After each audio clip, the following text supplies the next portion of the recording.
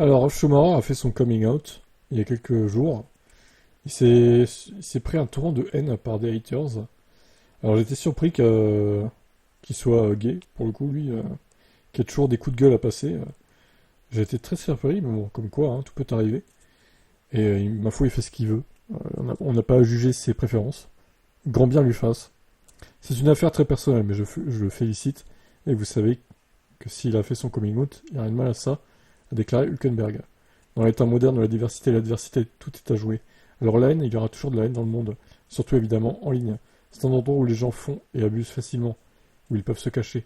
Ce n'est pas génial ni fantastique, mais à part ça, tout va bien. Piastri admire sa décision. Je pense que c'est génial qu'il se sente à l'aise pour faire son coming out comme ça.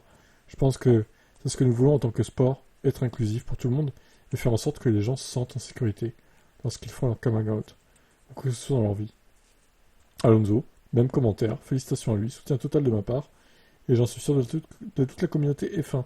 C'est génial qu'ils se sentent bien, et nous nous sentons tous aussi bien. Et pour finir, d'éclat de Lewis Hamilton, je vais tout revenir dans une seule vidéo, hein, je vais pas en refaire une autre. C'est une chose de dire que c'est inclusif, c'en est une autre de s'assurer réellement que les gens se sentent à l'aise dans l'environnement. C'est un espace dominé par les hommes, et pour autant que je sache, il est l'un des premiers à au moins s'exprimer publiquement à ce sujet. Le sport doit continuer à faire plus pour les gens, pour qu'ils se sentent à l'aise, et que les fans se sentent mieux aussi. Nous devons en faire plus, a déclaré Hamilton. Le plus souvent, il s'agit de conversations de dialogue, il s'agit de s'engager dans la communauté. Vous pourriez faire un questionnaire pour chaque personne qui est ici et simplement leur demander honnêtement ce qu'ils ressentent et ce qu'ils pensent qui pourrait être fait. Il y a beaucoup de choses que vous pourriez faire. Nous étions en Morel il y a quelques semaines, je me souviens avoir traversé le pont, il y avait un pauvre gars handicapé avec un handicap similaire à celui de mon frère.